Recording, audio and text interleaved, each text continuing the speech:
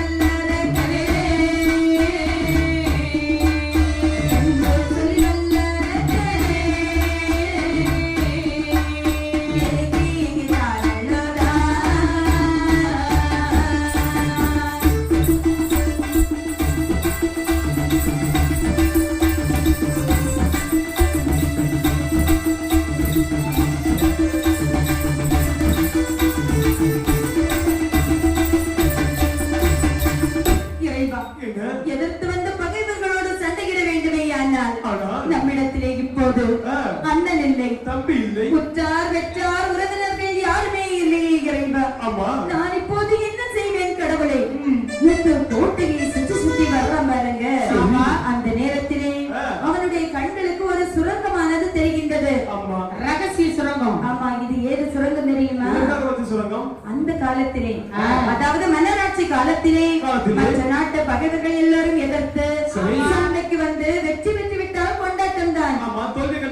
தோல்வி அடைய சூழ்நிலை ஏற்பட்டு விட்டால் அவர்களை தன்னுடைய உயிரை கொண்டு தப்பி பிழைத்து விடுவதற்காக ஒரு ரகசிய சுரங்கமானது அமைத்து வைத்திருப்பார்களாம். அதே போல ஒரு ரகசிய சுரங்கத்தை கண்டன் பாருங்கள். காகம் கூட கண்டற முடியாத கள்ளப்படை வனத்திற்கு வருகின்றான். எப்படி வர்றான் தெரியுமா? அண்டகரியதோர் வனமதிலே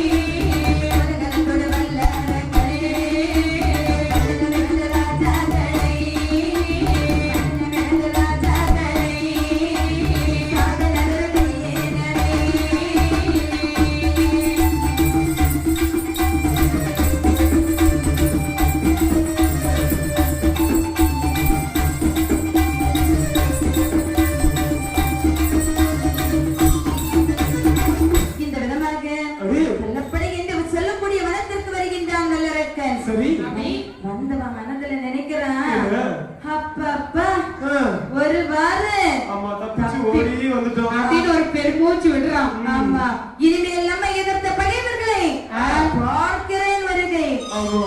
ஆளில்லாத இடத்துல அவன் பெரியாளாம்.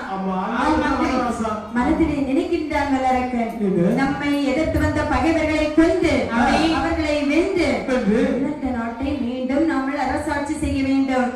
அப்படி ஆட்சி செய்ய வேண்டுமே. ஆனால் இந்த உலகத்திலே பெரிது என்ன என்பதை கண்டுபிடிக்க வேண்டும். பெருசு என்ன? மனுஷன் வயிறு தான் பெருசு, கடலும் பெருசு. ஆமா ஆமா இல்ல தம்பி, அதாவது இந்த உலகத்திலே பெரியது என்ன தெரியுமா? ஆண்டவன் ஆதி சிவபெருமான் தான் பெரியவர். ஆகையினால் நாமளும் சிவ தொண்டனாக சமைய வேண்டும்.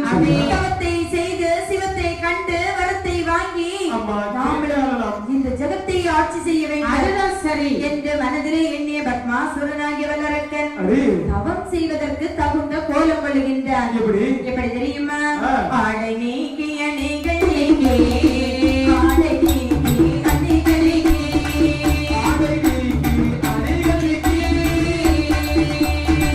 அணிந்த மணியது முழுது நீக்கி அணிந்த மணியது முழுது நீக்கி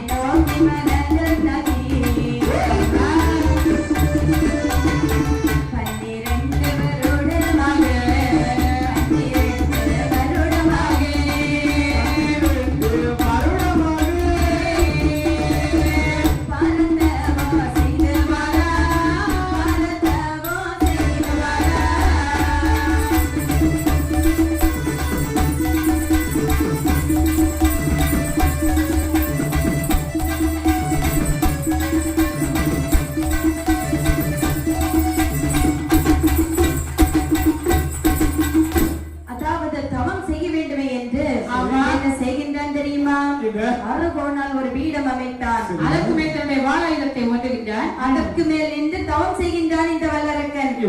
எப்படி தவம் செய்கின்றான் தெரியுமா? ஓம் என்னும் பிரணவத்தை பிரணவத்தை பலவனதாய் உச்சரித்தான் உச்சரித்தான் பலவனதாய் உச்சரித்தான் உச்சரித்தான்.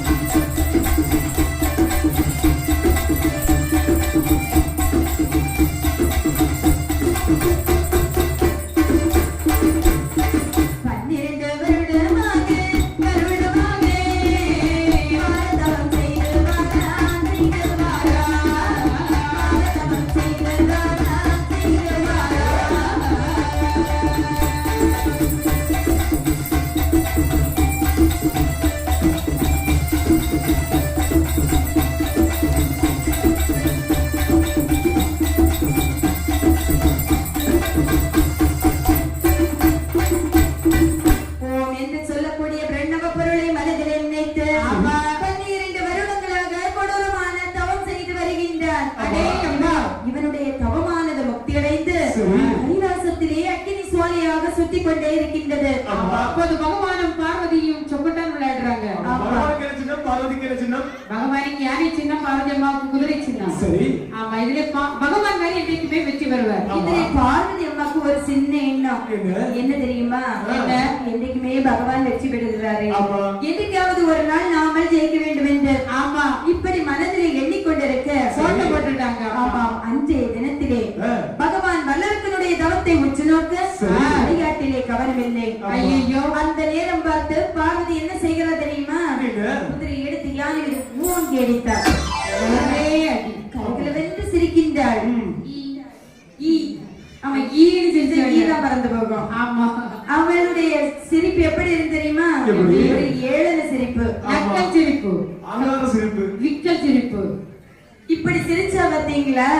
பார்த்த பகவான் வந்து அப்படி பயந்துட்டார். இல்ல அரக்கனோட நினைப்புல இருந்தார் பாத்தீங்களா? திடீர்னு சிரிச்ச உடனே அப்படியே பயந்து துடிச்சிட்டாரு. கண்டிப்பா இந்த சிரிப்பை பார்த்தா துடிப்பு தான் வரும். எடி பார்வதி, என்னடி பகவான், என்னடே பகவான், ஒரு நாளைக்கு சிரிக்க மாட்டேடி. என்னடி பார்வதி, என்னடா பகவான்?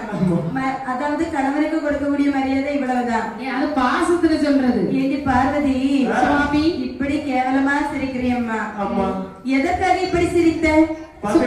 சுவாமி, என்ன இன்னைக்கு பாத்தீங்களா, ஆட்டத்தில் நான் வெற்றி எடுத்து விட்டேன், நீங்கள் தோல்வி எடுத்து விட்டீர்கள். யானை சின்னத்தை பார்த்தீங்களா? ஆமா, பட்டு கிடக்கிறது. ஆமா, ஒரு சைட காணல. பார்வதி, விளையாடுறதுக்கு நான் உட்கார்ந்து இருந்தேன்.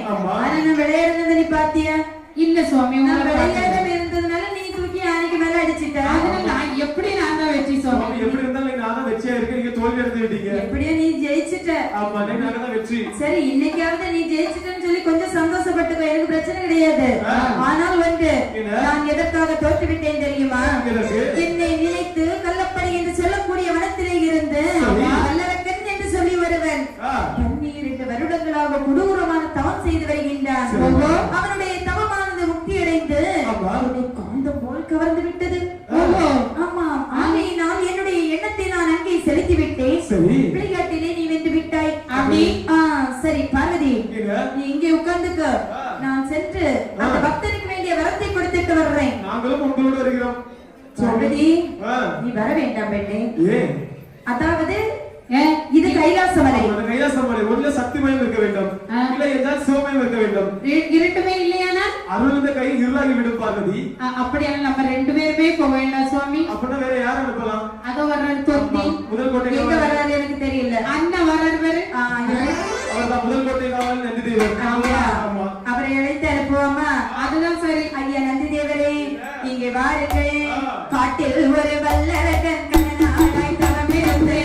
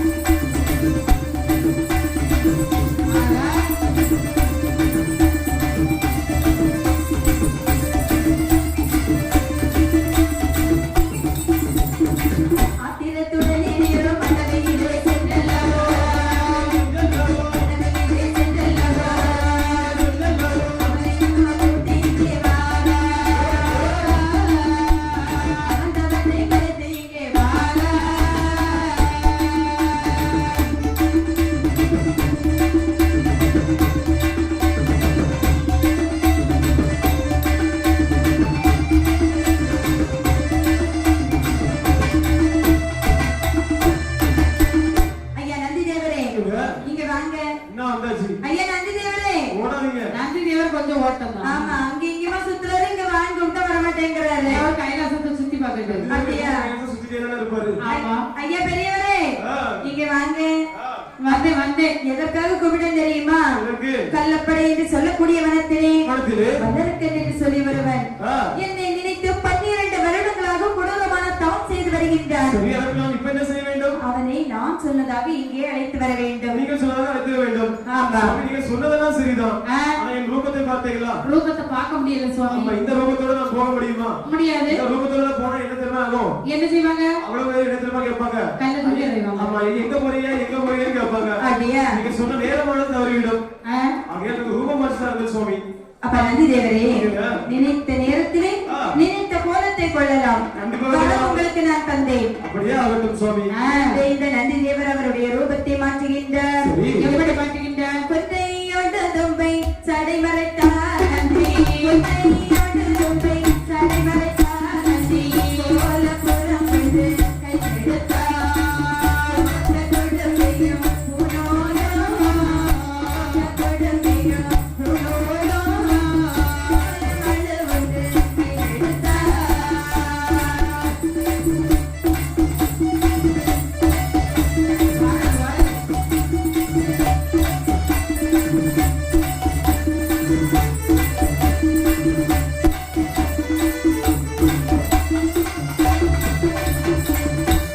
அதாவது நந்தி தேவர் எப்படி ரூபத்தை மாத்துறது தெரியுமா? எப்படி? தலையிலே மொட்டை, ஆமா, கழுத்திலே உத்திராட்ச மாலை, நெற்றியிலே விபூதி பட்டை, கழுத்திலே காவி வஸ்திரம், சரி, இப்படி எல்லாம் அணிந்து கொண்டு ஆமா, கழுத்திலே காவி வஸ்திரம் அணிஞ்சிருக்காரு. தலையிலே காவி வஸ்திரம், ஓஹோ, இப்படி